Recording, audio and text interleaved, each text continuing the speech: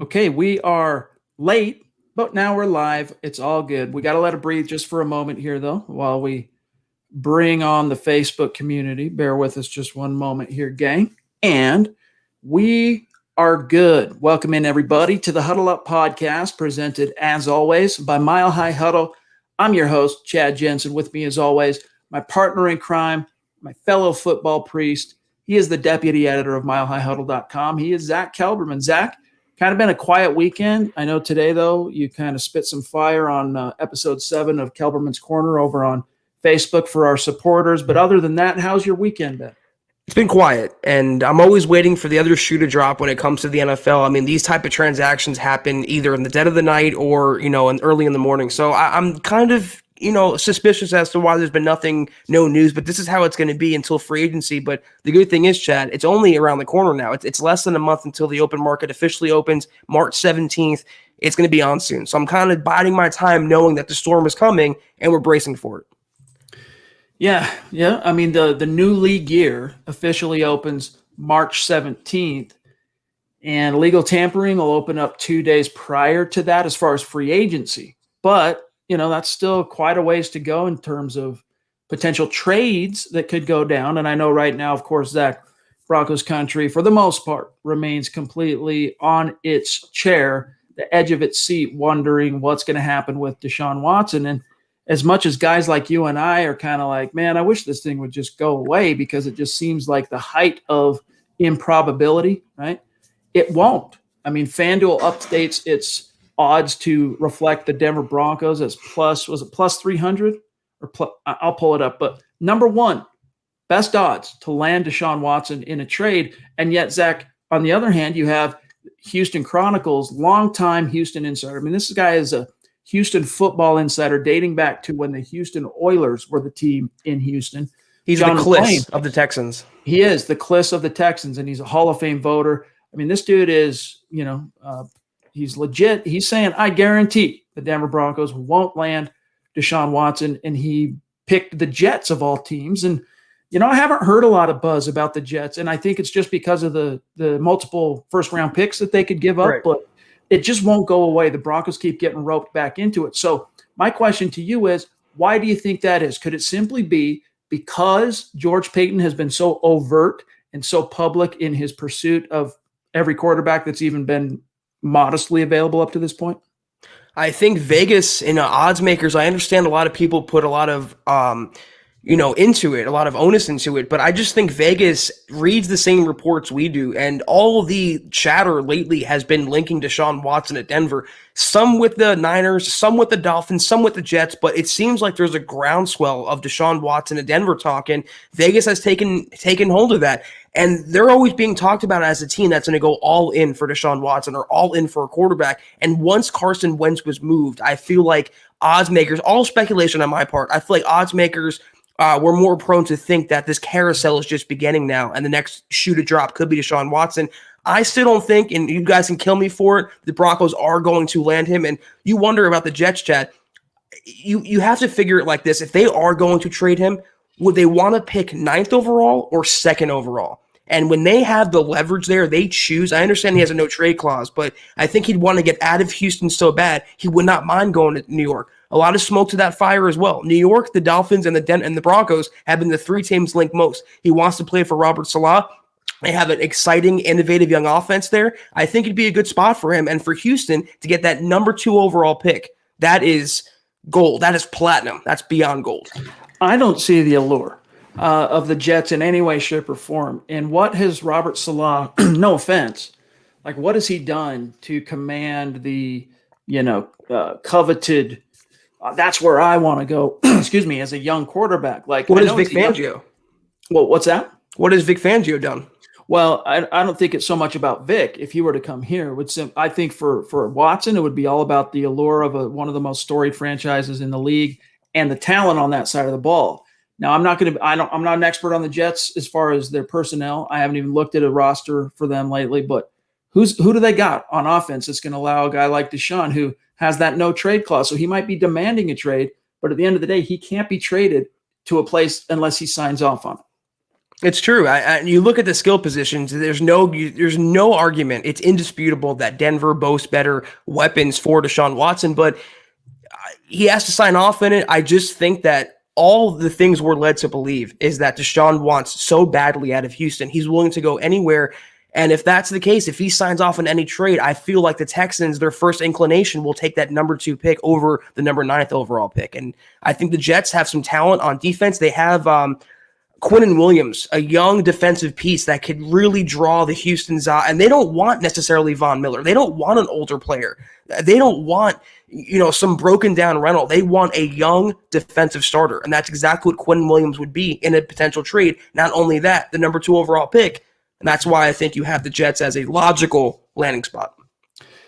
It's going to be interesting to see how it plays out. But I'm with you right now in that it's kind of been, and maybe this is simply because we're in the offseason, but it's been eerily quiet the last couple of days.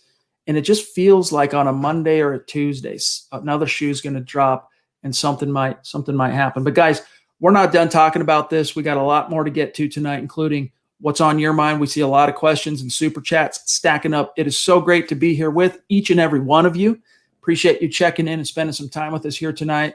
We're going to dive into your comments, your questions here in just a second. But first, we do have to say hello and thank you to the presenting sponsor of tonight's live stream podcast, Manscaped. And right now, gang, by this point, hopefully you have really bought into the whole, hey, it's 2021. We're well into a new year. It's a new year, new me mindset. Manscaped's the best way to help you cultivate that mindset. All right. They've helped over 2 million men around the world over the years keep their male grooming on point. They provide you that precision engineered tools for your family jewels. So if you did maybe let yourself go a little bit in 2020 due to quarantine or whatever issue it might have been, Manscaped is here to help you reboot, stay clean, and shaved in 2021. Yeah, I'm double fisting our Manscaped products here. You have the lawnmower and the weed whacker. Both I use very often. It's no lie, no BS, guys. I use this almost daily for one reason or another. Doesn't have to be, I'll say this again, doesn't have to necessarily be below the belt, even though that's what they're marketed for. You can use it for your arms, your forearms, your neck, your chest, your back, any part of your body, inside your nose, inside your ears. It sounds nasty. It's not something that men like to talk about, but it's something that all men require if you want to look good and feel good. And Manscaped is the product for that, chat. I cannot recommend it highly enough.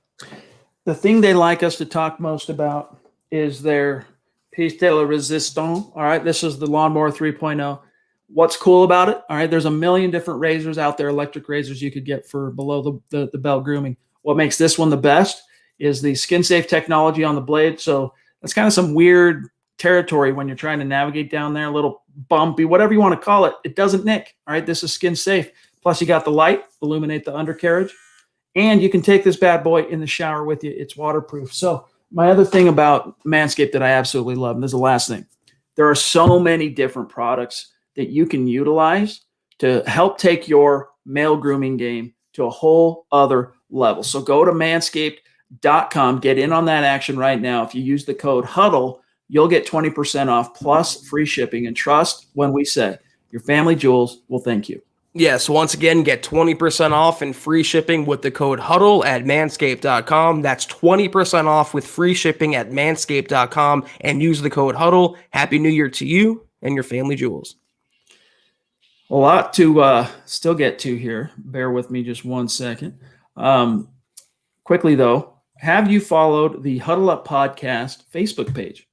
If not, guys, you got to get on that. We need you over there. All right. We need your input. We need you following and liking that page because we have some big plans this year for 2021 for that community. So I'm going to put the link here in the chat. Head on over. Most of us who use Facebook, you just use the app. Very few people use the browser. But if you're inclined to do so, facebook.com/MileHighHuddlePod. Give us a like, give us a follow. We're going to be giving away some swag tomorrow night to randomly selected followers of that page. That could be you. Hat, t-shirt, hoodie, something like that. So make sure you follow that page. Also, again, connect with us on Twitter at HuddleUpPod. The main account is at MileHighHuddle. And then check out the merch store when you get some time, huddleuppod.com, and get your swag on. Get a hat, get a tee, get a hoodie, etc. It's another way to support what we're doing here. And I just got some new designs sent to me tonight that are going to be very soon going on the merch page. in the next 24 hours. So there's going to be some new designs for your liking here in just a day or so. So check that out. And then also, in case you heard us reference it at the top of the show, Kelberman's Corner episode 7 was today at noon Mountain Time. It was Zach. It was Kim Becker. And Zach was spitting fire at some of the hatred he was receiving on the old interwebs from the faceless, nameless folks out there that like to throw rocks at people who do this for a living. And it was fun to see. It was fun to hear. It was fun to be a part of. Appreciate each and every one of you that were there with us. If you'd like to become a supporter and get access to Mile High Huddle's premium VIP video content, just go to facebook.com/Mile High Huddle or open up the page that you're following of us on Facebook. See the big blue button that says become a supporter. Click that. You're in like Flynn, and you will be notified and have access to all of our VIP content, which we are building on moving forward. So we're just scratching the surface with Kelberman's Corner. And if you're not in a position to do those things, gang, seriously, it's all good. We are just stoked to have you with us here. We do ask these 3 things, all right? Subscribe, like the video. I'm going to say that again. Like the video, all right? It helps us tremendously. And then 3 is, if we're doing a good job, share this video out there and help us continue to grow and reach new like-minded Broncos fans just like you. All right, John, let's see some of our patient superstars. JT in the house. It was great getting to chat with JT last week from across the pond. Yes. He killed it, Zach. He killed it. He did. He was great. He says here, thank you, JT. He says, can't wait to listen on the commute in the morning because, by the way, it's like wee hours of the morning on the other side of the pond. Woke up with baby Ivy needing a feed, so showing some love at the same time. Back to sleep for us now. Yeah, get some Z's, my friend. Get some Z's. But yeah, that's what awaits me in just a few months. You know, my wife's pregnant, baby due in June. But you know what? Our dynamic is when, you know, my wife actually is mostly the one that gets up with the kid in the years past. We'll see if that's changed now, right? A few more years down the road, we'll see if that changes. But that's one thing that, yeah, I'm not looking forward to. David, good to see you, bro. Appreciate you. We're looking forward to having you on the show in the near future. He says, with the Watson rumors, do you guys think that this is all fake or is there smoke? So maybe, is there any fire at the base of that smoke, Zach? This is not fake. This is not manufactured. I mean, I'm among the minority that believes the Broncos aren't going to land Deshaun Watson, but I do believe George Paton has made a call or will make a call. I do believe there's a level of interest because it's not just national reporters. It's not just local reporters. We're hearing reports from everyone, and we know that Kareem Jackson is working behind the scenes to land Deshaun in Denver if that so should happen. I do believe, like George Paton said, he'll be involved in every deal. He'll be aggressive but not reckless to that extent as well. I also believe what he said when he doesn't want to give away draft picks and wants to actually stack them. I don't believe that was disinformation or some pseudo counter argument to kind of like throw people off his trail. I do believe he'll be in on Deshaun Watson, but once Houston lays out its demands, I do believe George Paton will be like, okay, I tried, plan B time. Yeah. I mean, it's gonna, if the Texans finally acquiesce and agree to trade Deshaun Watson, I mean, it's going to be a king's ransom, and there will be at least 5 teams pushing, competing hard for that trade, and it's going to take one that Nick Caserio, the new GM there, can't refuse, and that's what makes Zach and I a little uncomfortable because, man, that's just going to be steep. And here's Savage Boy Kev on Twitch. Appreciate you being with us again, Kev, and also for the super chat last week. We do appreciate that. He says, wouldn't Houston want to trade Watson and get something out of it? Because if Watson gets to free agency, Houston's going to be doomed. Well, Zach, he's not going to be a free agent anytime soon. He just signed a 4-year extension last fall. All right. So if anything, the Texans, what they have to worry about is him holding true on his threat to sit out the season. Then you have nothing. I mean, you didn't get any picks out of him. He's not playing football for you. And yeah, you're not having to pay him. I mean, that's the risk that Watson runs if he does follow through on that threat, Zach. So you're not having to pay him, yeah. But now you don't have a quarterback either. So you don't have the quarterback and you didn't get any picks to take the sting off, help you rebuild. That's why I think this is just, look, they're going to have to trade him, I think, eventually. I just don't know if that's going to be in this offseason or if it's going to be after a power struggle during the season where he sits down and won't play and they're finally like, to hell with it, and they trade him halfway through the year.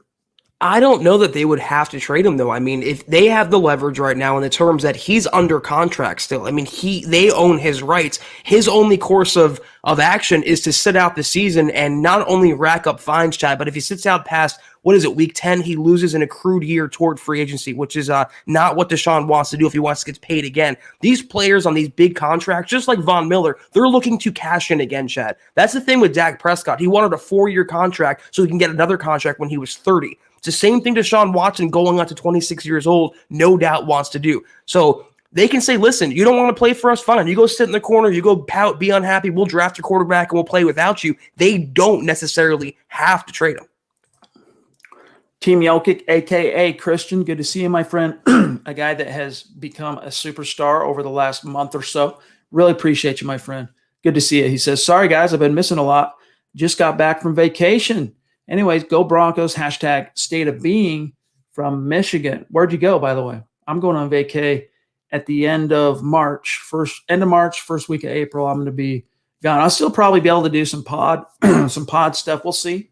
But I'm gonna be in Florida, soaking up the Rays. All right. So where'd you go, Christian? Curious to know. But thank you for the support, bro. Yeah. Hopefully, it's a state where you have some more freedom than others. And speaking of that, I mean, we looked at, should we go to California? Because we want to do something before this baby comes, right?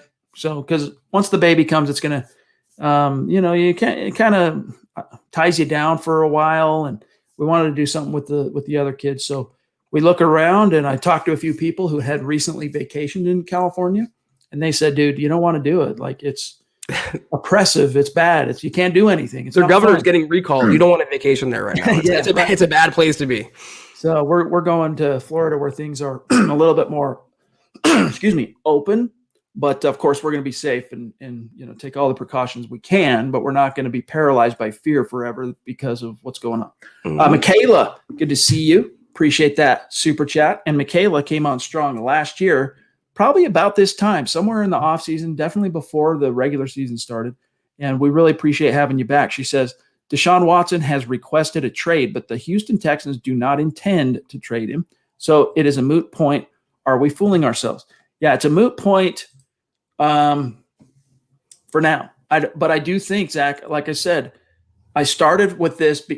My initial position has evolved because I started from the point of, there is no way in Sam Hill the Houston Texans would be dumb enough to trade Deshaun Watson. But then again, how could they be dumb enough to allow their situation to get to a point where he wants to be traded after he just signed a big extension, excited to be a Texan for life, presumably, right? But makes him $100 million quarterback. But then it's just been a incompetence fest from the time that, before Bill O'Brien was canned all the way up until now.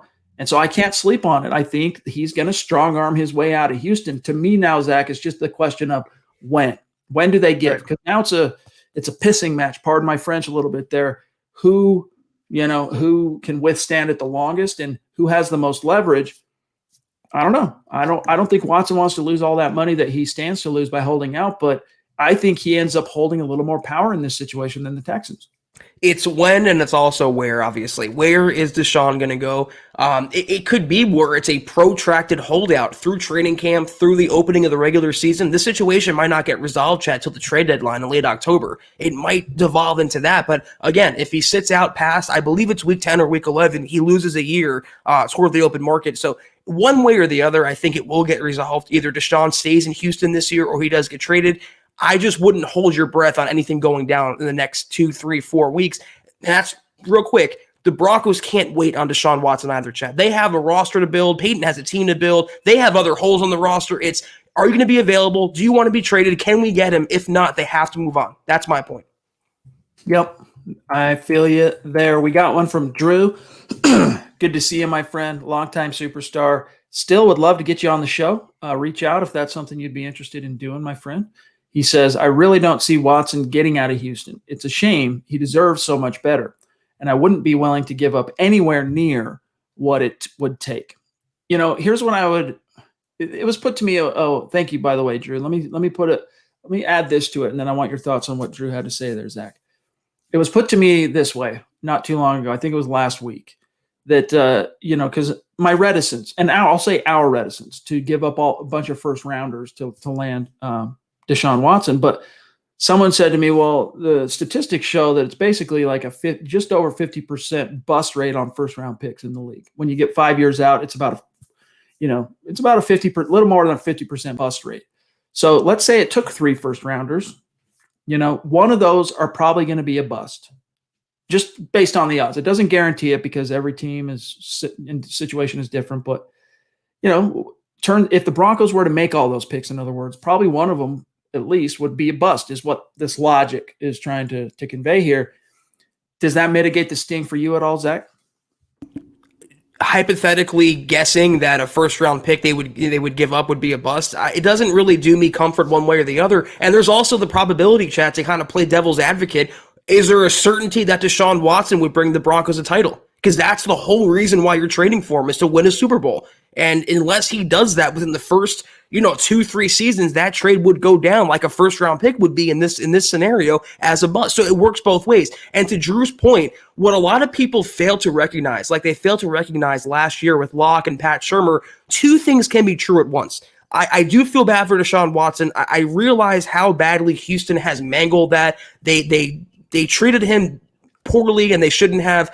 But I also don't think the Broncos should or will give up that much capital to land him. So again, what I said on KK earlier today, unless you fit in one of those boxes, then you're becoming the one that's weird and not wanting it. You're becoming the one that's not a good fan or a good analyst. You don't know what you're talking about. But both things could be true. And I agree. I tend to agree with what Drew is saying here and his logic. All right, let's grab this one from the freaking superstar, Mike Evans. Good to see you, my friend. Really appreciate you. He says, to rebuild the defense through the draft, do we prioritize selecting the best player available or focus on drafting players to stop the Chiefs? I think stopping the Chiefs is a macro objective that kind of needs to be on the back of Peyton's mind, Fangio's mind, everyone at Dove Valley. But really, it comes down to your own team. Like, you just have to, what is your vision? What's your vision for a championship? And then, figuring out how to get there and drafting to that particular vision. And, a lot of people get caught up in the whole BPA thing, that the best teams in the league are the best, smartest GMs. They set their board, and then wherever they end up when they're on the clock, that the person that is highest on that board that is still available, that's who the pick is. That's not how it works. All right. Rarely. The way it usually works is the best player at the position they're looking to draft. Most teams, they have like 2 or 3 positions they're looking at in a given round. All right. Depending on what happened in the previous round or whatever. In the case of like a first round, they'll have 2 or 3, maybe 4 different positions that they could use, that they're like, all right, we need a first round caliber guy here, which means starter within 2 years. All right. And then when they get on the clock, Zach, it's not just best player available. Generally, it's best player available at one of those key positions. Right, that we feel is confident in our system and our scheme with our coaching staff. And, you can make the argument that the whole stopping the Chiefs and a lot of that Chiefs lore went away against the Buccaneers. The Buccaneers gave the NFL the blueprint how to beat the Chiefs. That's play really, really elite defense and have an offense that scores more than them. It's not rocket science, but they don't really necessarily have to operate with this big brother mentality in mind. The Chiefs are this all-knowing being, this undefeated being, this impenetrable team. They were penetrated in the Super Bowl, Chad. Pardon my French there, but that's, we saw it happen, and over and over and over. It wasn't pretty, and there wasn't much, there was not a lot of resistance there. So is Mundungus or Mark in this chat? Because the puns are coming. They're coming. I'm trying to put it back on a PG track. So they can't operate just like the same thing with Locke. They don't want to have the next Mahomes. Let Locke be the next Locke. They have to make the moves that are in the best interest of the Broncos, not because they want to slow down the Chiefs. If they make the best moves in the interest of Denver, they will naturally compete against the Chiefs. Eddie Vasquez, longtime superstar. Good to see you, my friend. Appreciate you. He says, I miss my MHH fam. Been gone a while, and the power outage in Texas, but I'm back and ready to show some huddle up love. Thanks, Chad and Zach, for always being there. Hashtag Denver Broncos for life. Yeah, hopefully. Thank you, Eddie. And I'm glad to hear you weathered that storm, because I know it was pretty touch and go there in Texas for a while. Yeah, that's not once in a generation type winter storm. I hope you have your power, your water is running, and I hope your family's okay, Eddie. That's scary stuff there. Indeed. Josh Alstrom in the house, another longtime member of this community. It's great to have you, a superstar. He says, imagine telling one of your stars they're going to Houston. So imagine, telling, because here's the latest I've heard, Zach. 3 first rounders, 2 at minimum, all right, but probably 3 first rounders and or 2 second round picks and 2 cornerstone defensive players. And when it's cornerstone, they're not talking about long tooths, right, or graybeards. They're talking about Bradley Chubb. They're talking about Draymond Jones, or if Simmons was under contract, a guy like that. So you want to talk about what Josh is saying here, telling, let's say, Bradley Chubb, hey, guess what, Doc? You're going to Houston. I think the only thing that Chubb would like about that is he's a little bit closer to, what is he from? Georgia is his home state, I think I want to say. I don't know. Maybe it's North. But either way, it's a little bit closer to the East Coast where he's from in the South. Imagine scoring 39 points and giving up 40 every game, because that's what would happen if the Broncos made that trade. So, moving on. Speaking of, here's something interesting that John found. Give me 1 second here. I want to show you guys this. It's interesting. Something Justin Simmons had to say the other night.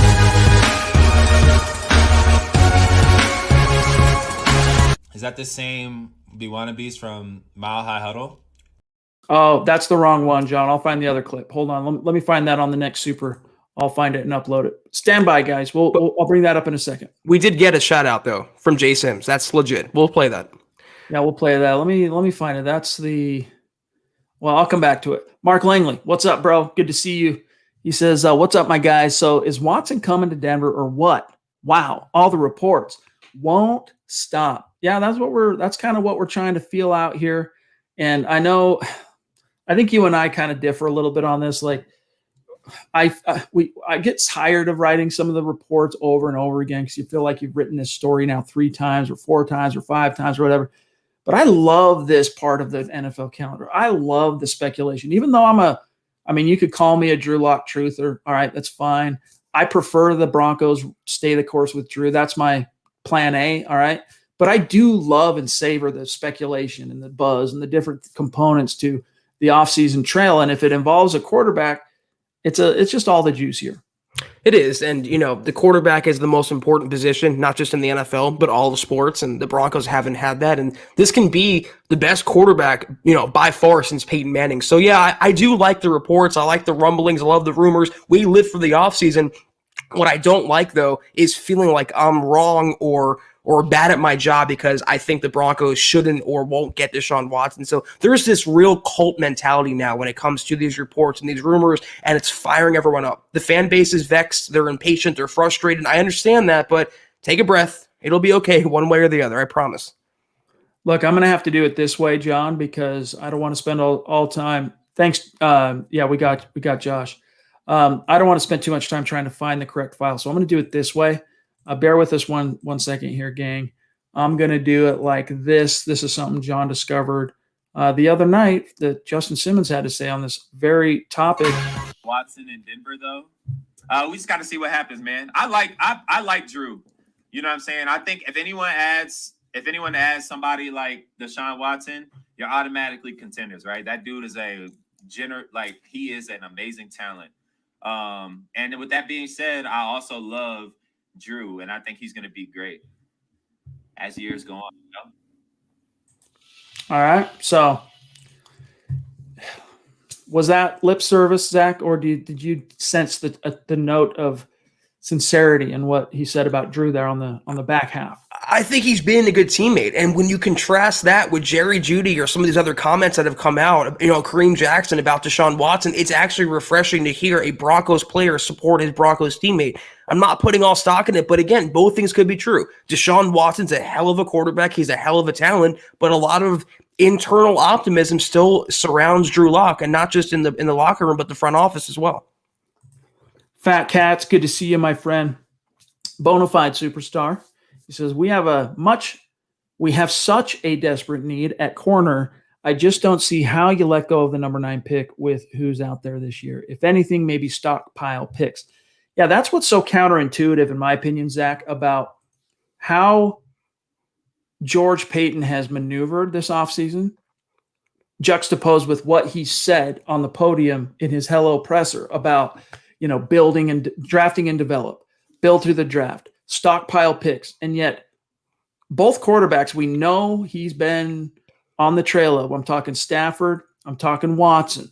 The whole Carson Wentz thing, there was everyone I've talked to, and I'm talking bona fide Bronco insiders. They said there was no smoke to that. There was no fire to that smoke as far as Broncos Wentz. They weren't interested in Wentz. But look at the haul that the Detroit Lions got for Stafford. And then look, of course, as we speculate what the haul is going to be when the Texans finally do succumb and trade, it doesn't jibe with what he said in terms of his philosophy on that podium. And you got to take him at his word until we see more of his tenure play out. This time next year, we'll have a full year of George Paton as GM, and we can kind of start predicting his moves and his rationale in the same way we've done John Elway, Chad, for many years now. I just think the Broncos, and I'll say this again, they're more likely to trade back in round 1 or in the draft than they are to trade up. That's just what I've gathered from George Paton, not only what he says, but what he does. What's up, Fernando? All right, let's grab Zachary Smouse is in the house. ZW Designs, as he is known on YouTube.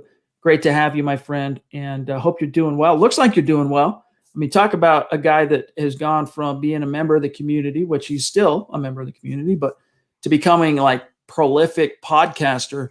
We're proud of you, my friend. We're proud of you, so keep it up. Appreciate the love. He says, just because, and much love to you as well, my doc. Appreciate you. We got Rogue Theory. We got Josh. What's up, dude? Good to see you. There's another guy that's been great to get to know the last few weeks. He's come on strong as a superstar. He has worked his way up to that echelon here at MHH. Appreciate you. He says, remember when 3 beat 4 with weapons and continuity? Zach, I need your interpretation Lock here. beat Rypien?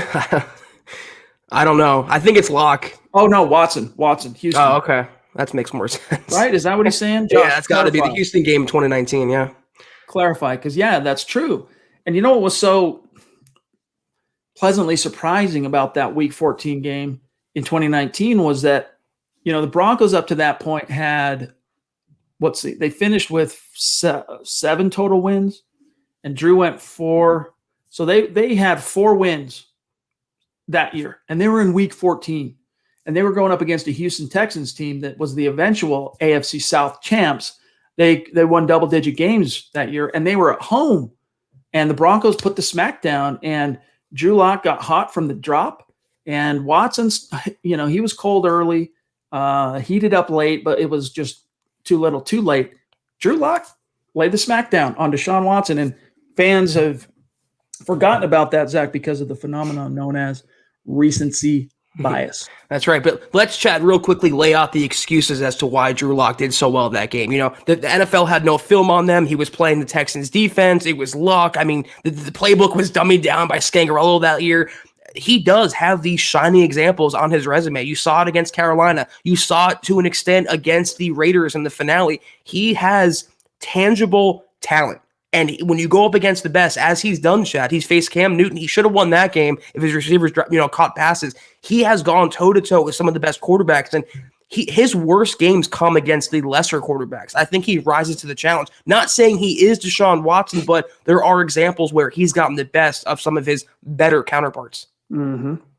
Real quick, John, after we grab the queen here, I'll tell you where we're at. We have we have Michael K, Levi, Dale, Willie, Josh again, Michaela again, and then we're current with where I'm at, around 646. Man, frog in my throat. 1 second. All right, pardon me. Christy in the house, and she was there today as well for Kelberman's Corner, supporting on Facebook, supporting on YouTube, Super Chat. We love you. We appreciate you. Her message is, hope you all have an amazing night. By the way, we never finished. That was my bad, Christy. We need to set up a time to get you back on. So I'll hit you up later after this pod. We'll schedule a time. But I think that it's overdue. It's time to get you back on the show. Thank you, Queen. We love you. All right. Excuse me, John. There he is, Michael K in the house. Appreciate you, bro. He says, Zach, it's going to crush me here, but I wonder if trading a second for Sam Darnold would be a steal. Bad coaching, or is he just not good? I'm just thinking out loud. You start on this one, Zach. I'm not going to crush you, Michael. I was never that high on Darnold coming out of USC, and I know that he did not benefit from having Adam Gase and bad offensive line, bad weapons. He would be salvageable, but not in the Broncos offense, not with Pat Shurmur. The Niners can salvage him. The Rams could salvage him. The Packers, if they needed a quarterback, could salvage him, but not Pat Shurmur. There's a difference there. The offensive scheme that he'd be coming to, I think, and you're going to crush me for this, Michael, but I think Adam Gase is a better offensive mind than Pat Shurmur in this day and age. Might be a hot take, but if he can't cut it in New York with him, he would not cut it in Denver with Pat Shurmur. I would want that second-round pick, Chad. I would rather draft a quarterback or fill one of the other many needs on the roster than trade for Sam Darnold and take on, the last year of his contract or second to last year. How many years he has left? 18, 19, 20. He's got a fifth year option. Yeah. But listen, if you're going to try and do a highly drafted reclamation project, why not just roll with Drew Lock? Seriously. Like, who is more damaged goods than who would fit that definition more in your opinion, Zach? Damaged goods. Carson Wentz. Sam Darnold or Drew Lock? Because to me, it's Sam Darnold. Like, he crashed and burned hard, not like on an epic level where he's an embarrassment or anything, but like, this is a top 5 drafted quarterback that has done squat except beat the Broncos in week 3 of the 2019 season. And he has one great highlight play against the Broncos also last year where he made Justin Simmons and Kareem Jackson look like the Keystone Cops. But I'm with you. If you're going to go to a young, unproven reclamation, your better option is to just stick with Drew. And even more so, better than going to the draft this year, because Fangio's got to win now, dude. And let me tell you something. With very few exceptions, teams that either choose to or are forced to play rookie quarterbacks, no matter how good that quarterback is, they don't win. It's very rare that's not true. All right, look at this past season. Justin Herbert comes out of the box. They unwrap it. Nice gift present from the draft. He does nothing but drop freaking bombs and set passing records for a rookie. How did it serve him? Did it save Anthony Lynn? It did not. Right. Yeah, and the thing with, have you ever seen Drew Lock see ghosts or get killed for seeing ghosts? And that's what happened. They're both young quarterbacks. They're both impressionable, and they're both still developing. But I'm fully in agreement with you, Chad. That's a great point. If I'm going to gamble on a young quarterback, I'd gamble on the guy that we still haven't seen the best of. I think for the most part, we might have seen the best of Sam Darnold. He's a guy where David Carr syndrome, Josh Rosen syndrome. You have a small window where you have to mold these guys like raising an infant, Chad. If you don't treat them well, they're not going to grow up to be healthy and strong and smart and all that. It's the same thing with a quarterback. They have little infant minds that you have to mold. Their brains are sponges. And Sam Darnold, unfortunately, he's been ruined. I wouldn't say the same thing about Drew Lock, though. I think he still can be salvaged, though, again, with Pat Shurmur. We never know. Levi, another great superstar that was there today for Kelberman's Corner, also showing us love on Super Chat. This is what it means to be a true MHH Mount Rushmore superstar. Love you, buddy. He says, Zach, you're correct about social media, my friend. At least you give opinions on a topic you know something about. Most don't. You belong in the football world and Broncos country. So Levi's riffing off of Zach spitting some fire today during Kelberman's Corner at some of the vitriol he received for writing I'll be honest with you, pretty innocuous. All right. I don't mean anything by that, Zach, but a pretty innocuous, it doesn't take Sherlock Holmes, for example, here. All right. This is not hot takey to say, hey, this guy just got hired as the number 2 from Minnesota to be the number 1, the GM in Denver. Let's take a look at who maybe some of the free agents from his former spot might follow him here when the free agent bell dings in March. And yet, the vitriol was surprisingly out of balance for that. I don't know. Because everyone's on their soapbox, Chad. And, I blame myself because I also fed those comments and I gave those trolls what they wanted. And you can never feed the trolls. But social media is toxic, Chad. Twitter is toxic. We have to be on there for our jobs and for our careers. And it serves some purpose. But social media, in my opinion, is the downturn of the world since it was introduced. And just the Cam Newton incident today, Chad, where he was heckled by a young kid. The young kid wanted nothing more. What he was saying was ridiculous. I don't believe that he meant what he said, but he wanted the likes, he wanted the clout, he wanted the social media influence, and you know what? He got it. He did. Michaela, thank you. Appreciate you again. She says, I'm afraid it's going to end up where Watson will hate playing where he's at. He'll end up retiring like a Barry Sanders or a Megatron. Man, it's crazy.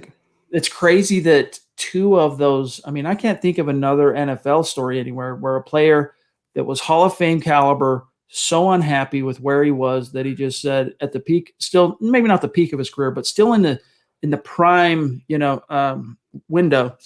Andrew Luck. I'm out. Yeah, Luck. Yeah, Luck would be the other. He wasn't unhappy. Injuries. He wasn't unhappy with Indy, but that's one guy that comes to mind where it's like he walked away so stunningly, Chad. I think at the height of his career. Dale, appreciate you, my friend. Good to see you. Appreciate that generosity. He says, I don't get the hate towards Locke. I had a fan, in quotes, tell me he hopes to see Locke fail next year so that he can be right about him. I can't fans see the best outcome for the Broncos is for Locke to succeed next year? Some fans can't because they're dug in, all right? They're dug in. And it's the same for a lot of people in media as well. They end up it's like Caesar crossing the Rubicon. All right. They burn the bridges and there's no going back. Like they stay that course till the bitter end and oftentimes to their hurt. And when that happens, whether it's a fan or somebody in media, Zach, it's the proverbial cutting off your nose to spite your face.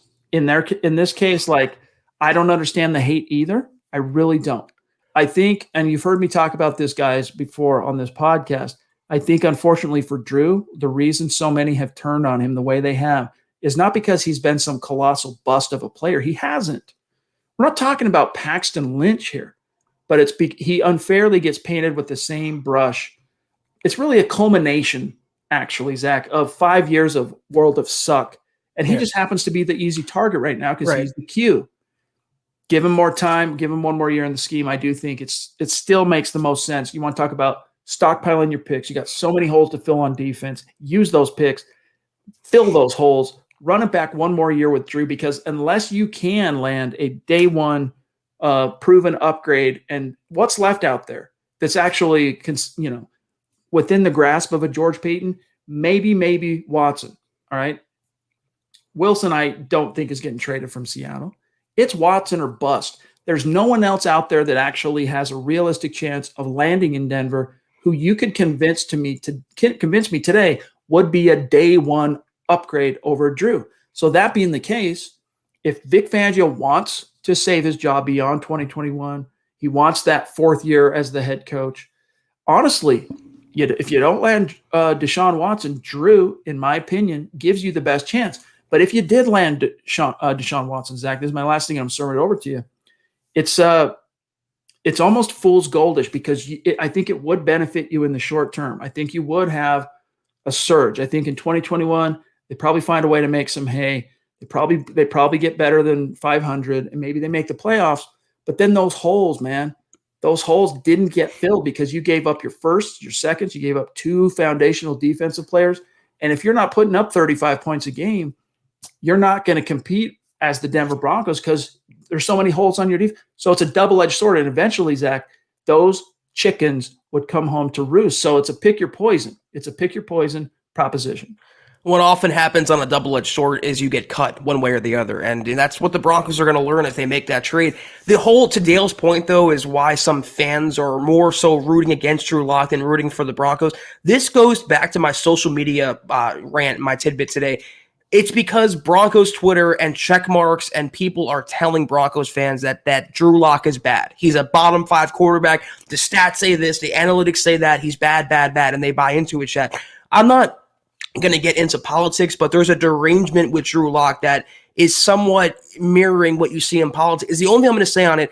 There are some people who voted for one candidate this year simply because they hated the other one so much. That's exactly the case with Lock and the Broncos. They would rather hate Lock and see him do bad, and for them to say, you know what, I was right, I told you so, than for them to say, I was wrong, Lock actually worked out, and the Broncos are better because of it. It's the same exact syndrome, I should call it.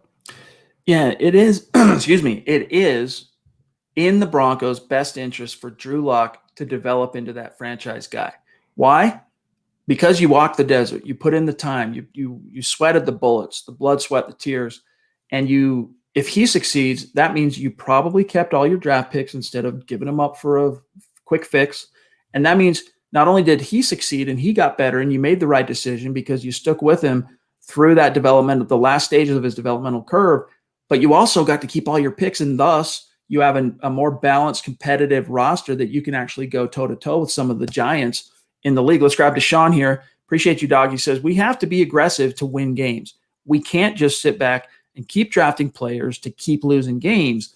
When do you think they'll take the risk? I guess you got to tell me, like, what define the risk? Do you mean going after Watson? Because I think Peyton's going to give that the old college try if indeed he is made available sometime between now and the draft.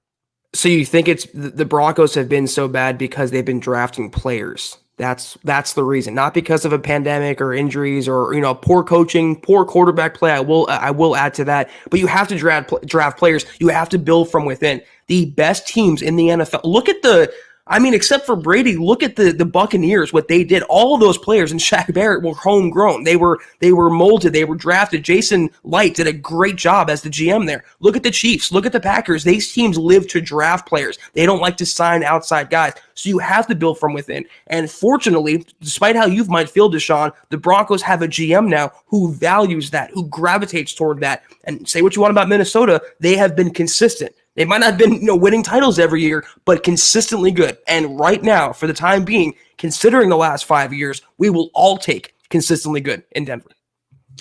All right, let's grab Willie. Good to see you, my friend. Appreciate you. You said Benjamin Albright said Houston will let Watson sit. In other words, what will happen on the threat of him sitting out? He's saying Albright has reported that Houston will just let him sit. And maybe that's true. We'll see. We'll see. Time will tell. Burn the Guitarist. Good to see you, bro. Wait a minute. Hold on. Let me do this one first. Hey, guys, you playing that clip got me thinking. When are we re-signing Justin Simmons? Come on, Peyton. Pay that man. P.S. The shirt came in. Picks soon. Right on. Yeah, send him over. So the thing about Simmons, and then John, throw up Josh now. The thing about Simmons is the buzz is he's going to get tagged again. And it's not because the Broncos don't want or don't intend on trying to negotiate a long-term deal, but they aren't interested in him hitting the open market. They don't want to have to compete with 31 other teams for his services. And so they'd rather tag him now. It might piss him off a little bit, but they'd rather tag him now, which basically forces him he can only negotiate with the Broncos or play on the tag. And that buys them till July to put together a deal. That's what I'm hearing. But there's nothing precluding the Broncos right now from coming to an agreement with Simmons on a long-term deal. So the new league year opens March 17th. Legal tampering opens the 15th. If he's not tagged or extended by the Broncos by the 15th of March, Zach, that's when outside teams can start contacting him about, hey, what's it going to take? Here's what we're thinking. And that's when that's when George Paton could really lose control of this ball of wax. Yeah, and what's interesting is the franchise tag window actually opens Tuesday, so we might get some news one way or the other on Simmons, and you're 100% correct. They're not going to let him walk for nothing. In a worst-case scenario, if they wanted to unload him, they would tag and then trade him, so that could be a possibility. He will be in a Broncos uniform this season in 2021. I'm holding firm to that, and if I had it my way, Chad, they freed up some money from A.J. Boye. They have some salary cap space. Pay Simmons, pay Shelby Harris, and take care of your own in-house guys. Josh, again, thank you, bro. He says, if our quarterbacks going into next year are Ryan Fitzpatrick and Locke, if the Broncos don't get Watson or draft a quarterback, I'm strongly considering not being a fan. So he would hate the idea of it sounds like, one of those journeymen to come in and be the true fail-safe with Locke as the guy again, right? So he wants that quick fix. And I don't say that to be dismissive of you, Josh, but he is Watson or bust. And I think you're setting yourself up for disappointment, Josh, because, it's even though the Broncos are leading in the FanDuel odds, I just think the haul that it's going to take when push comes to shove, George Paton would basically be risking his entire tenure as a GM. And he worked his entire life to get that position. And if you bet the farm on Watson and it blows up in your face, and it could blow up in your face, Zach, through no fault of Deshaun Watson's.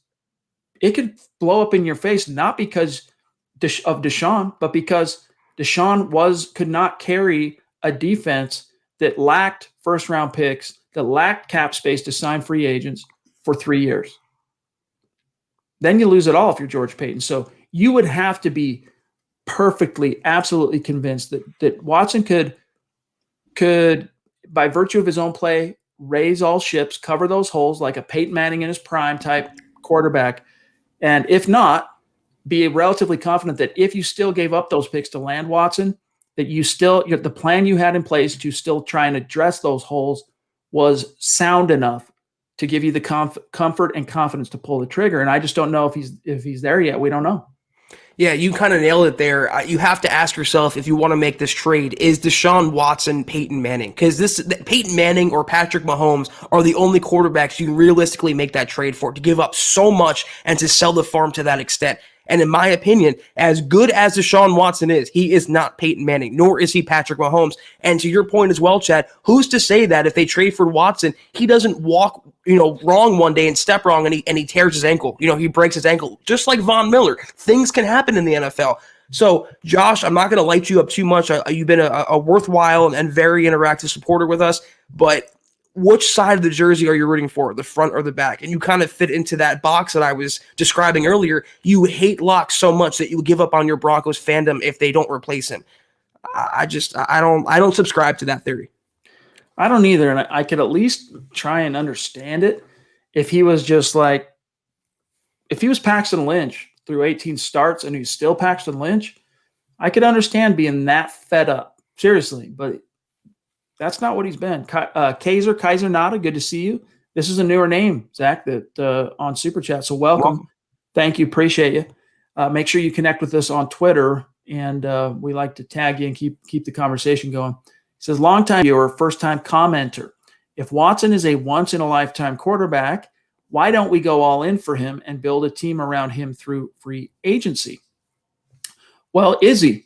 Is he a once-in-a-lifetime quarterback?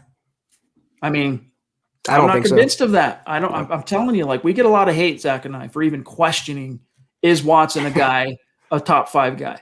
Or is he even like this, we'll get hate over questioning if he's a once-in-a-lifetime quarterback.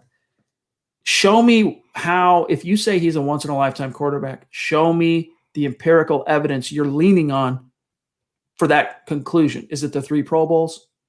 Is it you can say the film and everything, but we've seen the film too. We watched the dude play for 4 years and then some, dating back to Clemson. I'm not convinced. And what bothers me the most about it, Zach,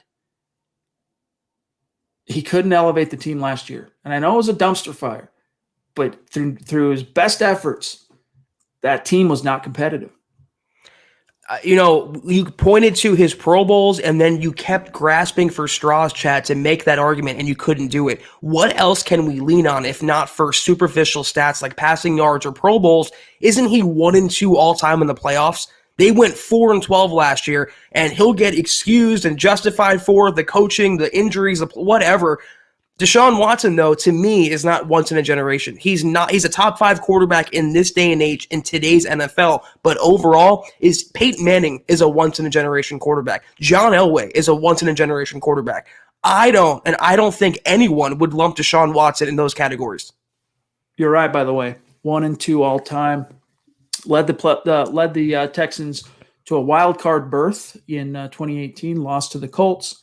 And then 2019, won the division, of course, but still had to play in the wild card and beat the Bills in overtime, but then got trounced by the eventual Super Bowl champion, Kansas City Chiefs. All right, let's grab Simon. Good to see you, my friend. Appreciate that, Super, up there north of the 49th parallel. Proving Broncos country is not a geographic location. It's a state of being, baby. It's wherever you are. And Simon, you're here with us, and we love you. He says, after listening to Eric and Lance, I'm more inclined to trade down, tender and trade Tim Patrick to accrue more picks in the top 100 and let our new GM go to work and rebuild the defense. Keep Locke and have faith in his progress. Great show, Zach and Kim. Another tip of the cap to Kelberman's Corner. Appreciate you, Simon.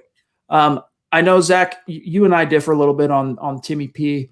I came around quite a bit on Timmy P after his 2020 body of work, but I think because of the log jam the Broncos have at wide receiver currently, I'd be all about if you can tag him and then or tender him and then trade him for any pick in the top 100. I'd be all about that. Yeah, that's where we differ. I think Tim Patrick would start on most teams in the NFL. And, I would rather have him on the roster and him be that extra weapon for Locke or for Deshaun Watson or for whatever quarterbacks in Denver.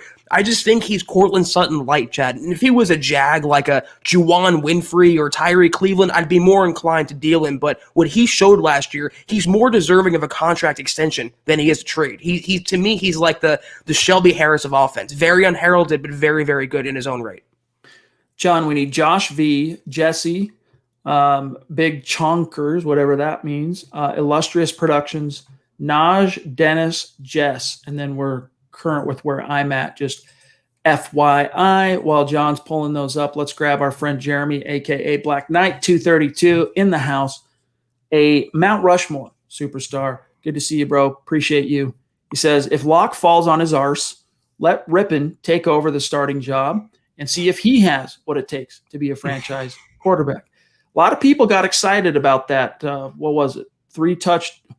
2 touchdown, 3 interception game where he gave the Broncos the first win of 2020. I'll pull it up, but a lot of fans got excited by that because he did look good. Like he looked like he was in command, but then the holes in the boat started showing itself with some of that lack of arm strength, just some of that inexperience too.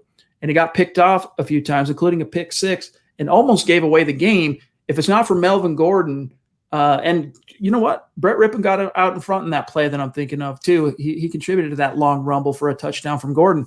But if it's not for that play, maybe the Broncos don't get that win in week 4, and Drew Lock comes back in week 6 to take on the Patriots with the Broncos still 0-0, or 0-4, I guess it would be at that point, which would have been for the second straight year for Fangio opening his career as a head coach. And if Jerry Jeudy doesn't moss his DB, Chad, Brett Rypien stats look a lot worse than they are in that game. I have never seen a third-string quarterback have a bigger fan club than Brett Rypien. That's no disrespect to you, Jeremy. I've seen it in a lot of comments. They think Rypien could be a franchise quarterback, and more power to you if you believe that. But he is the ultimate career backup. Great guy to have around. I think he'll be a future coach one day, but not a franchise quarterback. Absolutely not. I want to bring up something on Rypien after we grab Josh here. Appreciate you, Josh. Seriously. And by the way, make sure we're connected on Twitter if you haven't reached out so that we can tag you. And remember, I have to say this every once in a while because a lot of times you got to clarify yourself. Sometimes we find out that a lot of our superstars or a superstar is following us on Twitter, but the name is different than the handle on YouTube. And we're not mind readers. We can't tell that it's a different person. So make sure you let us know who you are. All right. And we will follow back. Especially for our superstars. So, Josh, do you think all of this smoke is going to affect Drew next season? Also, do you think Drew can take on a leadership role with all the backfire from his teammates? Drew is my guy. Hashtag let him hate, baby. Love it. What's your thoughts for him as far as how this could affect Drew? I think one of Locke's best features is his mental tenacity, Chad, and his mental fortitude. He's overcome a lot in his collegiate career, in his NFL career, injuries and poor coaching and lack of continuity. I think this is going to help him become better, whether that's in Denver or if he gets traded to another city. I think he'll be better because of this. He's not going to sit and sulk. He's not going to subtweet. He won't get in his feelings like Paxton Lynch. He's motivated and lives by and is governed by football. He lives, eats, breathes, and inhales it every day. He's a gamer to the utmost extent. I know I sound like his agent, but these are all facts, Chad, from what we've seen of Locke in 2 years in the NFL. He's just got to be a more consistent guy. If he can mind that footwork, be more disciplined with his technique. I really do think still sky's the limit for old Drew. But here's Brett. Here's what blows my mind, Zach. All right, he's 1-0 in the league. Good for you, dog. But look at this, dude. The most heralded 2 touchdowns to 4 interceptions quarterback of all time. All right. I mean, look at this, dude. 1 start. All right. 295 yards, but that also includes the let me go to his. Does it have his game split? Hold on, let me see if I can find his game split. Well, I'm not gonna waste everyone's time. But remember, he played that last drive the game before against Tampa, so something like 60, 70 yards passing. So it was like 230, 240 yards in that career start that he had on the road against the Jets. 2 touchdowns, 4, not 1, not 2, not 3, 4 picks, and so. It is interesting, but here's why. Let me answer that a little bit. Why are fans so enthused? Well, there's about Rypien. There is something to be said about the backup quarterback is always the most popular guy in town. All right, that's part of the equation here. But I think it's also because fans like Jeremy could recognize the palpable, like the dude just felt like he was in control. Like he had good command of the scheme. He was doing things that you didn't see from Drew as often as you'd like to see in terms of setting up the protections pre-snap, the pre-snap reads and whatnot, but then he still got picked off 4 times. Why? Well, part of that's inexperience, right? Part of that's, going through the trial by fire of an NFL defense on the road. And I think part of that too is the lack of arm strength on that old whip. It comes home to roost. It does come out in the wash, lack of arm strength. If your between the ears game is not perfectly on point, and he's still so young that how could it be perfectly on point? Well, I mean, the double standard is, though, Locke bad because of picks, but Brett Rypien okay despite 4 picks. Why is it okay that Rypien threw 4 and it's not, and we have to kill Locke for every bad throw he makes? So it's selective bias, Chad. Everyone has their favorite, and you're right. The backup quarterback is always the most popular, but Brett Rypien, to me, great guy to have on the roster, great mentor for a younger quarterback, but I don't know much beyond that. All right, John. So after we grab Jesse here, we got Big Chonkers, Illustrious, Naj, and Dennis, and Jesse, by the way. So just FYI. Jesse, thank you, my friend. Really appreciate you. Make sure you connect on Twitter. He says, hey, guys, in DJ's mock draft, Daniel Jeremiah, he has Trey Lance going at pick 8.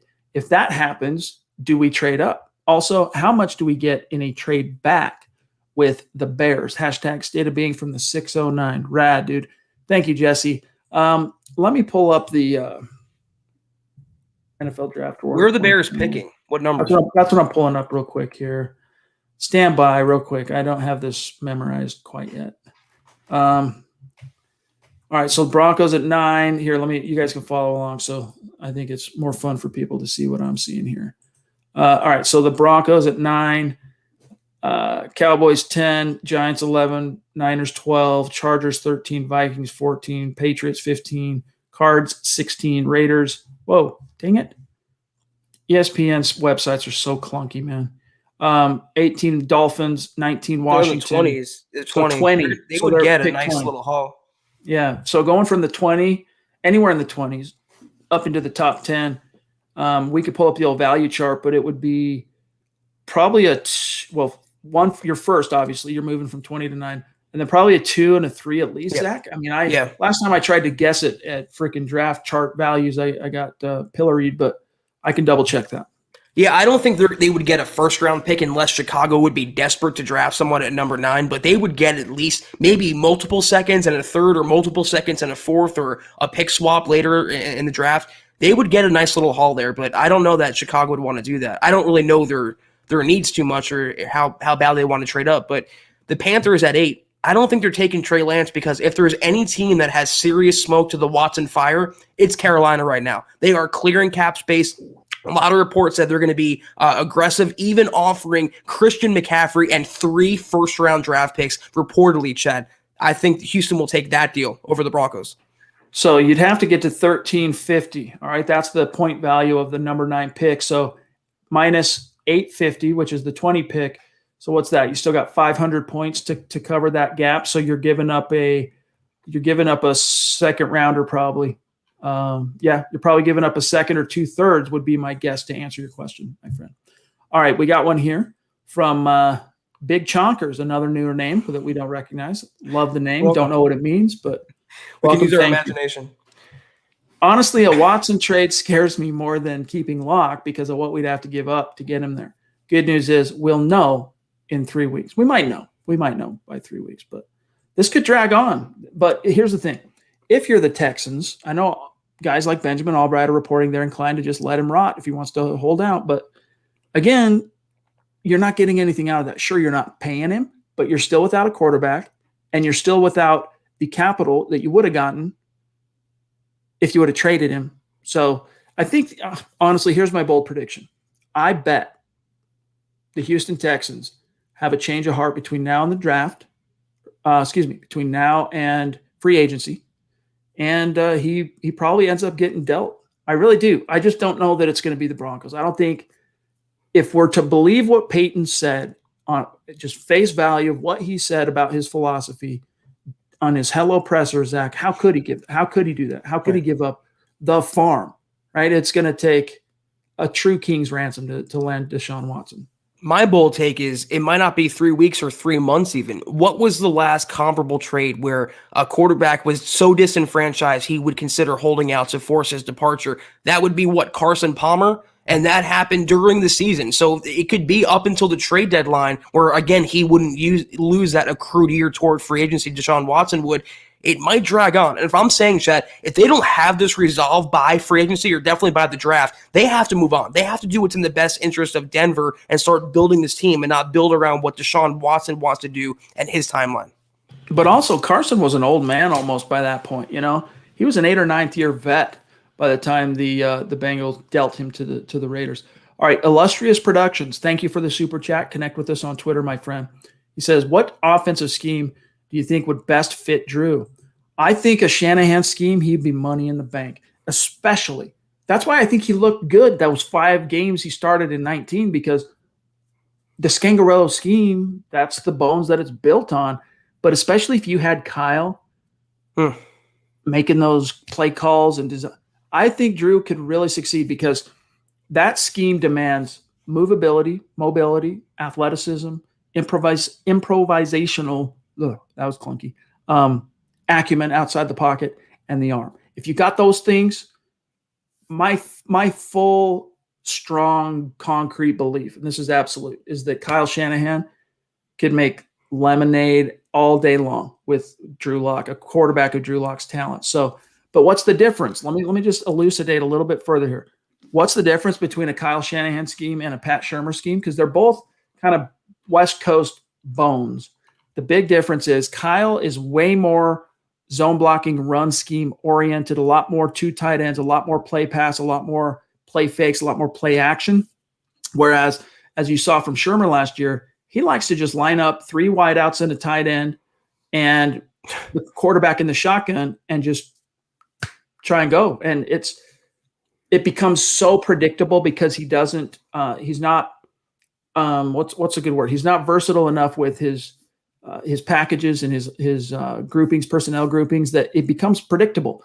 Defenses can anticipate. And so if you don't have a very, very proven and experienced quarterback that knows how to manipulate defenses, it can blow up in your face. And for a young quarterback like Drew, who's still learning some of those things, learning how to perfectly read an NFL defense, learning pre-snap protections, where the blitz is coming from, how to swing the protection, all that stuff, what the coverage looks like pre-snap, you're probably not going to have the most efficient offense in a Pat Shurmur scheme. But if you took that same player, put him in Kyle Shanahan's scheme, you're protected by the ways that he mixes things up with his play calls, with his personnel groupings, with the run game. I'd love to see it.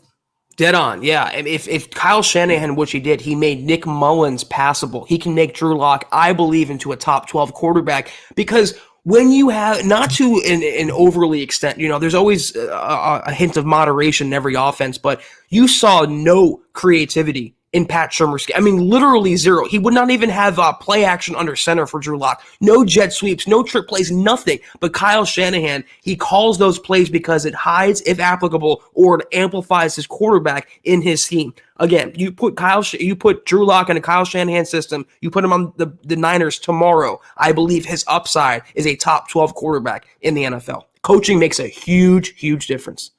All right, we do. I just realized time got away from me. We're 8 minutes after an hour, so we really have to rapid fire these remaining supers. I'm sorry, gang, but we will get to everyone. That's what we do on this show, but we really got to be succinct here. Naj, love you, bro. Bonafide superstar. He says, hey, brothers, Looks like Simmons will command 14 to 15 million per season, making him the highest paid safety in the league. In your opinion, is this a prudent decision for the team considering the needs at linebacker and DB? This is another point that and thank you, Naj. This is another topic that my opinion has evolved on. For a long time, I was very skeptical that Simmons would be worth that kind of money. But all things considered, based on where he's at in his curve, being in the prime years, his leadership acumen, producing on the field, I would just pay that money and move on, because there's a lot of reasons why, but I would just pay that money, and I think he will get that money. Whether it's from Denver or someone else, I think he's getting that money. And one of the reasons, besides the obvious, his talent, what he's done, we've said this a lot, it sends the right message in the locker room, a message that Elway has failed to send the last couple years. Paton can send that in year one. We're going to lock down the guys that are homegrown. If you bust your ass for us, we will cut the check. And that's a good message in the locker room, Chad, to send. Dennis Woods, rocking the MHH dad hat like a boss. Love you, bro. He says the clock is ticking. Move on from Watson. Roll with Locke. Get a veteran quarterback. What's the latest on Vaughn's case? And is there any timeline for a court, a date, resolution? What do we do if it's not resolved by the draft? Change of priority. So we don't know. So here's my understanding. I'm not a freaking lawyer. All right. All disclaimers and legalese. All right. But right now, the Parker Police Department is criminally investigating Von Miller. If they decide there's enough evidence to say this dude committed a crime, they would then submit that recommendation to the district attorney, at which point that district attorney would look at the evidence and say, all right, is there enough for me to charge this guy? No, in terms of, could I win the case? Is this a conviction? Is it flimsy evidence? If not, I'm not going to prosecute. Any investigation is unfounded and dismissed. Or if it's there, I mean, if there's any there, knock on wood, let's pray to God there's not. That's when a DA would then say, well, yeah, I got to prosecute. But we don't know where we're at in that timeline, Zach. We have no clue. We're lost. My speculation is no news is good news on Vaughn. I feel like if there was more to it, more would have come out by now. All we know is it was a domestic dispute, allegedly, and I believe that was handled, I want to hope anyway, that was handled between Vaughn and his ex-fiance. All right, let's grab Jess C. Good to see you, bro. Appreciate you. He says, hot take, Joel Klatt should have Colin's job. Talking about Colin Cowherd. Yeah, Joel Klatt knows what he's about. I like Joel Klatt. I think I miss him being on Denver radio, being able to hear him every day. He's good. Colin, little too hot takey for us. Tyler, appreciate you, bro. Again, he says, showed up late to the party, but just wanted to show some love. Keep up the great work. Hashtag DB4L. Hashtag state of being. Hashtag finally not freezing from Oklahoma. Wow. Good Thank news. you, Tyler. Glad to hear that, my friend. All right, let me see here. Christian wants to know. Thank you, Christian, for the super chat. Just wondering your guys' thoughts on Benjamin Albright. And all good teams now build from within, and that's what Paton knows we need to do. I'm not sure you mean like on Ben the dude, because Ben's friend of the show. We've had Ben on the show many times. He's a guy that I'll go to for insight on issues. Nothing but respect and love for Benjamin Albright, the NFL insider / Denver radio host. But in terms of Paton's philosophy, that's why it doesn't jibe, Zach, with what we know it would take to land Watson. Again, it's not just what he said at the podium. I mean, you can say something, but it's what he did in Minnesota. It's literally who he is. So expecting him to abandon that in year one of his new GM job, I think is a little naive. I'm going to read this, but look, Shane, here's props to you on Facebook real quick. He says, my voice about Broncos. Give Drew one more year. Our coaches aren't making the right decisions. The fans that pay attention will agree. Last year, we had an offensive coach that Locke did good under, not very good under Pat Shurmur, talking about the previous year. Why the heck did they let last year's offensive coordinator go? Shake my head. Head coach Vic Fangio needs to pay attention to the football games, guys. Week 1 against the Titans, we could have had a chance to win, but he didn't call timeouts and the right decisions at the end of the game to give. And then he goes on. I lost him. I don't know where he went, but I just wanted to give you some love on that. And we feel you. Like, we are scratching our heads still to this day, Zach, on why the Broncos cut bait with Rich Scangarello. I was scratching my head from the moment we heard the news, and it made no sense. And not only that, you doubled down by hiring Pat Shurmur of all the replacement candidates. So we'll never know. Real quick here, I know I said rapid fire. We got to get to the supers, but I wanted to grab that. Here's where we're at, John. I'm at 727 with Tyler again, and here's in between. We need to grab Willie, Rogue Theory again, Michaela again, Mark again. Oh no, we got Mark. Naj again, and then we're good. So see if you can find Willie, Rogue Theory, and Michaela again, and we should be good. Meantime, I'm going to grab this Tyler Randall again. Thank you, bro. Thank you. He says, speaking of Tim Patrick, I'd much rather have him at wide receiver 2 right now over Judy just because of his consistency, proficiency, week in, week out, then add his chemistry with Locke. I say re-sign and reward him for everything. Hashtag MHH for life. Love it. Appreciate you, Tyler. I don't quite see it that way for what it's worth. I see him as if you do keep him and you don't tender and trade him, Zach, it's because he makes for a dang good X backup for when Cortland Sutton comes in. But, maybe you're not ready. Maybe KJ Hamler as a route runner is not quite ready for, 100% snaps. And so you do run him, Patrick, and Sutton outside the hash marks, and Judy's your slot guy. There's a lot of things you could still do in a big, bad way with Tim Patrick, but I do think there is an element of redundancy there where if you could get the value from him as a top 100 pick in the draft to flip him, I would do that, but that's just me. The chemistry thing is a good point, though, because in that Houston game that we referenced, that long sideline pass that Locke had, his first highlight, who was that to? That was to Tim Patrick, and he's always made catches. And unlike Judy, he's never dropping passes. He runs routes well, he catches well, he's a good teammate, he's supportive of Locke. I mean, I'm really a big Tim Patrick fan, and I hope they keep him around, not just for this year, but multiple years. BG in the house. Appreciate you, Brian Greenfield. Thank you, dog. We also got Willie here. Appreciate you, Willie. We've been saying we haven't seen this type of quarterback available for trade before. He may be the first, but what if there's a second next year? What if? Yeah, I mean, if ifs and buts were candy and nuts, right? We all would have a Merry Christmas. Hypotheticals are hard to spend too much time on, but the closest thing approximating a Deshaun Watson trade is the Jay Cutler trade in 2009, but it's still not apples to apples because, Cutler didn't have as many proven productive years as Watson. Cutler was coming off his third season, and it was a great one. He was a top 5 quarterback that year, but it was 1 year. All right. Watson's got 3, even the 1 year he didn't make the Pro Bowl as a rookie, it's because he tore his ACL. If he doesn't tear his ACL, that dude was on pace to put up some serious volume. And he already did put up volume that year. But so there's more of a sample size in terms of those who are saying he's a top 5 quarterback, okay, that are holding on to that. There's more of a sample size there to justify it. Yeah, and Russell Wilson could be available next year. Aaron Rodgers could be available. There could be a quarterback trade, and who knows? Deshaun Watson might set a new precedent, Chad, for superstar quarterbacks that force their way out. But the Broncos can't wait around, and they can't hope and pray, and they can't assume. They have to operate with facts and logic. And if Deshaun Watson is not the guy to come to Denver, they have to be prepared as they are to move forward with who they have right now on the roster. Looks like we've had a few trolls that John's had to whack-a-mole tonight in the chat. Rogue Theory, Josh again, love you, bro. To be honest, I'm tired of hearing Watson's name. I'm with Drew. So he's kind of echoing you there, Zach. He's kind of over the whole thing and ready to start talking more about how can you build the team in the draft. Yeah, it just gets so toxic and so combative. It's like if you disagree, that's fine. But if you don't know any less, or you're not a bad person because you don't think Deshaun Watson will land here, one way or the other, Chad, I'll be looking forward to a resolution to this storyline.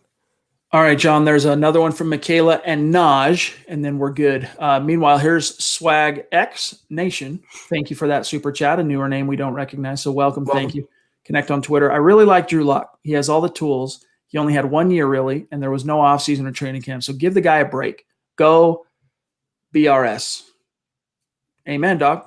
That's basically our philosophy on this, to be frank with you. Michaela, thank you, my friend. She says, Mike Ditka traded the whole draft for Ricky Williams. True. And so did the Vikings to acquire Herschel Walker even before that. So how does it work out for the Saints? How did it work out for the Saints? Why would the Broncos make a similar mistake? Yeah, I feel you on that. I mean, the Dallas Cowboys built a juggernaut 3-time world championship team because the Vikings were suckers enough to give those picks away for Herschel Walker. It didn't benefit the Saints at all. And the Ricky Williams trade, that is. So there are some cautionary tales, but it's not quite apples to apples because those are both running backs. Watson's the quarterback. I still don't think, I don't think anyone except, again, unless your name is Peyton Manning, is worth that trade. And again, Deshaun Watson, kill me if you want. He's not Peyton Manning. Naj, love you, bro. He says, one characteristic that makes Watson special is his teammates believe in him and they feel they're never out of a game. At least some Bronco players don't feel this way about Locke. He must change this narrative to succeed. I agree that Drew's not perfect. Guys, we're not saying Drew's this untouchable, perfect specimen of a quarterback. There's still a gap that he needs to bridge. What we're saying is that you've gone this far with him, and it's not as if he's provided you zero flashes, zero signs that you're on the right path with him. I mean, again, if we were talking about 18 starts of Paxton Lynch caliber quarterbacking, I'd be with everyone on the whole, whether it's Watson, whether it's the draft using the 9 pick to trade or get a quarterback. I'd be there with you. Honest to God, I'd be there. But there has been enough there with Drew through 18 starts that I'm not ready to throw that baby out with the bathwater, because that could blow up in your face, and you're at the penultimate moment where you could now start potentially cashing in and reaping the rewards of what you've invested in Drew, and now you're at risk of saying goodbye to all that if you make the wrong decision. We are the first to point out his flaws last year, and we're the first to point out, no, it wasn't just one thing. It wasn't just another Lock. Always had a hand in how bad the offense was, and he didn't take the step forward that we all thought he would take, but to pin it all on him, that's where I draw the line, or to say that he's this irredeemable quarterback prospect, that's where I draw the line. You don't really know what you have in him yet, and anything else right now is just reactionary and impulse and knee-jerk, and I don't think the same way. Connor Klein, thank you. Welcome. Reach out on Twitter. Connect with us. What do you think about Tyree Cleveland? Tyree Cleveland made me eat a little crow. He impressed me, especially late in the year. Dude, anytime that guy touched the ball, he did good things. I'm excited about Tyree Cleveland. I really am. I didn't think he'd be a factor. I was skeptical he'd even make the roster as a 7th-round pick who was considered to be an underachiever at Florida and still very raw. As a kick returner, he had a better average than, what's his name? Deontay Spencer. All right, when Spencer got hurt, he averaged more on kick returns, not punts, kick returns than Spencer. And then especially week 17, 4 or 5 catches, and then he disappeared, of course, in the second half because we're talking about a Pat Shurmur offense. But nevertheless, I was stoked about Cleveland. Yeah, he's more Jaggish to me than Tim Patrick is, but he's a good guy to have on the roster, good developmental guy, and he did make some plays last year. I'm excited to see Chad in this loaded offense. You talk about the Cortland Suttons and the Jerry Judys and Noah Fants, but they have those Tim Patricks and Tyree Clevelands as well. You put it all together, it could be dangerous. Mark Langley, love you, bro. He says, Zach, I love your honesty. At the end of the day, dude, I'm sticking with Locke. Hashtag Huddle Up Pod, hashtag Football Priest, MHH. Thank you, Mark. Appreciate that, my friend. Really do. All right, let me see. BG, Swag, Connor. I think we're current, but let me double check that. We don't like to leave a super chat superstar out in the cold, and we're good. So, guys, thank you so much. We didn't anticipate being on for nearly 90 minutes with you tonight, but it flew by. I mean, we got to an hour 8, and it didn't even occur to me to look at the clock. So that's credit to you guys for keeping these conversations so fun and compelling for Zach and I. It really does. It's a spice of life. You guys bless our lives, and we are grateful for each and every one of you. But we got to say goodbye for tonight. Follow the pod on Twitter. On Facebook, Twitter as well. We'll get to that. On Facebook, I put the link in the chat. I can do it again here. All right, let me see if this is the same. Cool. Clipboard is on point. There it is again. Give us a like. Give us a follow on Facebook. We're going to be announcing some giveaways from those who are both liking and following the page tomorrow night. So stay tuned for that. If you want in your name, if you're following and liking that page, you're randomly, you go into the pot, right? It's like a raffle, and you can be randomly selected for some swag. So take care of that. Twitter, at Huddle Up Pod, at Mile High Huddle. My partner, Zack Kelberman, at Kelberman NFL. Myself, at Chad and Jensen. And our producer, Buana Beast, a.k.a. at John K. MHH on Twitter. Fun follow, great follow on Twitter. Trust on that. And then, guys, last thing here. Before you dip out, please give this video a like. And if we did a good job for you, share this video out there. Help us continue to grow. And check out the merch store when you get some time. All right. Other than that, Zach, we tomorrow night we're talking with Dylan All right. Thanks, Yep. Greg. Tomorrow night, we're talking with Dylan. It's an impromptu superstar segment. We're going to have Dylan on tomorrow night. So we look forward to that.